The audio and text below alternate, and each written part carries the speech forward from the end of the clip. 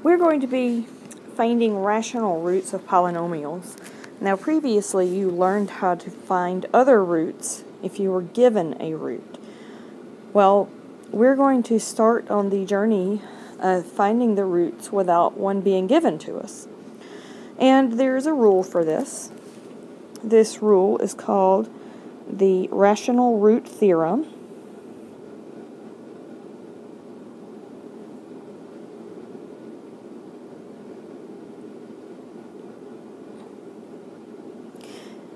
And basically what it says is we're going to have a polynomial. I'm going to call it P for polynomial. And it's going to have an n number of terms, and we use n as a number to represent any number. And each term has a coefficient and it has a variable. Well, this is the first term, so that's the first coefficient, and this is going to be the nth variable. Remember, we count down our exponents. So it's going to be added to another term. And that's the second term, and since we're counting down, we're going to subtract one. Now, you don't have to memorize this format. You just need to recognize that this is a polynomial. And our polynomials will end with a constant, which means a coefficient, but no variable. And so we'll say that's our nth term. Now, the way to find potential roots, and this is possible roots. None of these can't possibly be a root, but these are possible roots. Is we take the factors of the last term and the factors of a sub n, and we're going to divide it by the factors of the first term. And since I teach in a Christian school and we learned that the first shall be last and the last shall be first, I like to say then the last shall be on top. So we've got factors of a of n. Now, if you are one of my students and you have the note sheet, I have a little example for you. And so we're going to do this example of finding possible roots. So 6x cubed plus 8x squared minus 7x plus 3 equals 0. And if you're not one of my students, you should be. I'm kidding. Anyway, so factors of an, that's the last term. Factors of a1. Factors are the numbers that will divide in to your into your number. They're positive and negative always. So possible factors. This is not a possible. This is factors. So I like to start by lining them up. Factors of 3. And since they can all be positive, negative, the only numbers that will divide into 3 are 1 and 3. And by numbers, I mean integers. And then we do the factors of the first term. And so we're looking at factors of 6. Don't ignore the x. You don't need the x. Plus or minus 1, 2, 3, and 6. Well, according to my theorem, we're going to take each factor of 3 and divide it by each factor of 6. And so it's going to look like this. We're going to go 1 over 1, 1 over 2, 1 over 3, 1 over 6. When we're done with that, we go 3 over 1, 3 over 2, 3 over 3, and 3 over 6. You're going to have some duplication, and that is okay. Just don't have to write down the duplicates. So possible roots. Put my plus or minus down in my brace space. And I'm going to take the 1 from the factors of 3 and divide it by each factor of 6. So that gives me 1 over 1, 1 over 2, 1 over 3, and 1 over 6. And then I'm going to take 3 and divide it by each factor of 6. Now I've got 3 over 1, 3 over 2, 3 over 3, but hey, look, got it. Already there, don't have to write it down. And then 3 over 6, again, got it, don't have to write it down. So I'm going to erase my last little comma right there, if I can. Nope. Alright. And put my brace there. So that's how you find possible roots. Now, if at any time I go too fast, pause the video and you can go back and look again. Alright, so let's go to our next theorem. Okay, now we learned about conjugates before. Irrational numbers have conjugates and imaginary numbers have conjugates. So we have two categories. So on your sheet, if you have the note sheet, make room. An irrational number means you're going to have a root. And basically what the conjugate root theorem means is if a plus the square root of a number is a root, then its conjugate also is.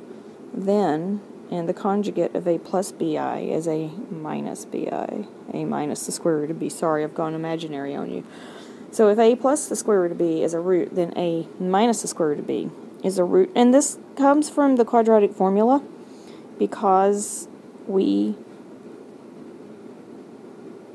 come in pairs. So that plus or minus square root deal, this is where it comes from. And the imaginary, same thing. Imaginary.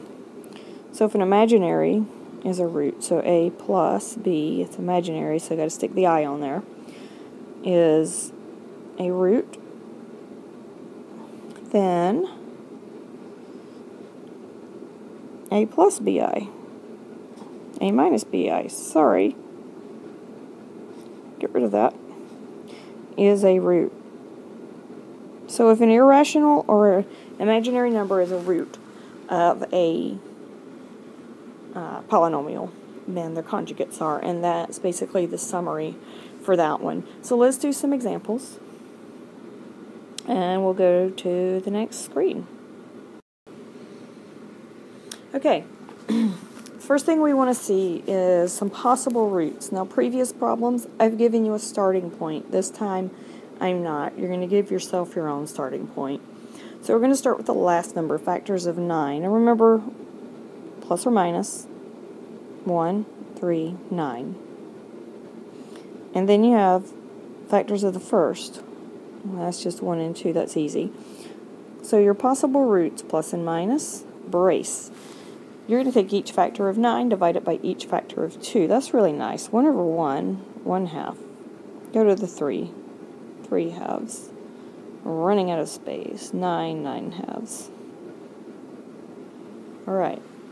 So what we're going to do, we're going to be very methodical, and we are going to take each root one by one. Now, I wouldn't go through all of them, and I would not start with fractions either. So the easiest ones to divide synthetically are 1 and negative 1, so we're going to start there.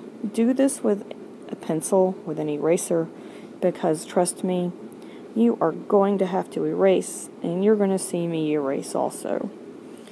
So we're going to divide this synthetically. We're going to try 1 as a root first. Remember, we're going to drop and multiply and then add, and then multiply and then add, and then multiply and add, and that is not a root. So here goes the erasing. So get rid of that, and get rid of that. Well, let's try negative 1. So 1's not a root. So 2, negative 1, 1, negative 1, negative 8, 8, 11, that's also not a root. Okay. Okay, so the next non-fraction, that would be good to try out. Let's try negative 3. So let's go to 2, negative 6, negative 3, 9, 2, negative 6, negative 3, 9. Okay, good. Alright, so I'm going to start a solution set. My roots, negative 3 worked. Cool. Alright, so I could try out positive 3, but I'm not going to, and I'm going to show you why. Cool trick here. What I see, these two terms and these two terms, if they divide, if if I divide this term by this term, I'm going to get negative 3/2. Well, as it turns out, that is a huge hint for us. So that number that you divide, this only works if these are equal or these are equal. Take the opposite of it. It's probably going to be a root. So let's see if that works. Now, what you're going to see is that when I am doing my synthetic division, I am not going back to the original polynomial because I want to continue to depress my polynomial. So I'm going to divide into the new polynomial. So I've got 2. And when I multiply 3/2 times 2, that leaves me with a 3. And that gives me a 0. Believe it or not, the 0 is super news, so you want that. And then 2, and I'll multiply again, and 3, and what do you know? The trick worked. Okay, now I have a depressed polynomial with 3 terms, which means I have a quadratic. Now you can solve this without the quadratic formula because I only have 2 terms. So I'm going to subtract the 2 and then divide by 2. And x squared equals negative 1. That should look a little familiar for you. I forgot to write down my solutions, so let me write that down. Okay, so you take the square root of both of these. Say, what? You got a square root of negative 1. Square root of negative 1 is I. But remember, when you take the square root of both sides, you need to do a plus or minus. Those are my other 2 solutions. How do I know how many solutions I'm going to get? Exponent. 4. No more than 4. So we're done with this problem. Let's go to the next one. Okay. Now this one, I'm going to take my roots of 1, factors of 1, positive or minus 1. I'm dividing it by roots of 4, factors of 4. So that gives me 1, 1/2, and 1/4. Now I'm going to give you fair warning. This problem is fractiony and imaginary. So we're going to go ahead and try out the positive and negative 1. Let's try that one. And take note, we're missing a cube term and we're missing an x term. So we are going to fill in with zeros, like so. Synthetically divide. That number is going to be way too big, so that one didn't work. So let's go back and try it with negative 1 instead. See if it gives us anything different. So negative 4, 4, 7. Guess what? Way too big. We're going to have to go to fractions. Now, if you take a look at your original equation, and that doesn't want to erase, if you take a look at your original equation, you've got positives and negatives, which means a negative is going to have to come into play here. So let's try negative 1/2, and I'll just make that fit. So let's try negative 1/2. So 4 times negative 1/2, that's negative 2. Negative 2 times negative 1/2 is positive 1. That's a 4. Negative 2, negative 2. And we multiply, and hey, what do you know? We have a root. So, negative 1/2. Okay, remember the trick I told you from the last one? Divide these. Negative 2 divided by 4 is negative 1/2. So that means we're going to try 1/2, the positive version. Let's try it again. So drop the 4 and multiply zeros. We like those a lot. And what do you know? We found another root. Now remember, when you reduce down and you're down to 3 terms, then we're going to either use the quadratic formula or we are going to just solve for x squared. Now, the last time we didn't use the quadratic formula. This time I want to, just to go through the practice of it. So a is 4. We're missing the middle term, so that means b is 0, and c is 4. And so plugging into the quadratic formula, we get minus b if we sing the song. Plus or minus square root b squared minus 4ac. A times c is 16. Yay. All over 2a. There we go. Alright, so plus or minus, don't forget that. That's a negative 64. Negative under a radical should tell you loud and clear you're going to have an imaginary number. And the square root of 64 is 8 over 8. Looky, I can cancel. X equals plus or minus I. And that gives us our last two solutions. That told us 4 answers. Okay, let's go to the last example. Okay, so this last example, this has a really nice pattern for me. If I divide these, that gives me a 1. If that divide these, that gives me a 1. So we're going to try that first. But our possible roots, we've got factors of 5 divided by factors of 1. I think we can handle this. There we go. So let's try, always start with 1 and negative 1. It's always the easiest to divide. And, okay, so we drop our first term, we multiply. Negative 2, 2, 7. Well, that one didn't work. Okay, let's try the positive. Oh, alright. This said negative 1. I should have started with the positive anyway. So, let's can't get rid of it. Alright, we'll just write over it. I'll show you why you have to erase. So drop the 1, multiply, that makes a positive 0. Like that. 1 times 0, 0. That's a 5. And then we add and 0.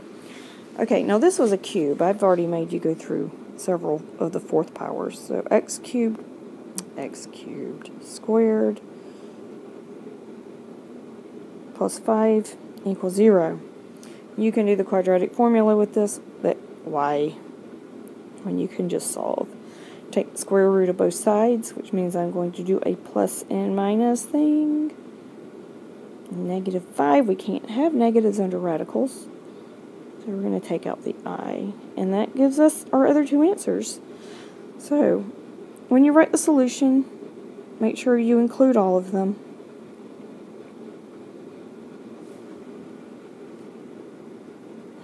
And we are done. Now what you're going to notice is that some of this stuff requires trial and error. That is okay. Yes, it's tedious. That's also okay. That as you work these, you're going to figure out some of the hints to use. Like if these divide and they're the same as these when you divide, then you can use that as a starting point. So good luck on the homework. If you are one of my students, you will have a sheet with 6 problems. And so you've got everything you need here. So remember, as you're watching the video, feel free to pause it and go back and watch so that you can maybe pick up on some stuff if I went a little bit too fast.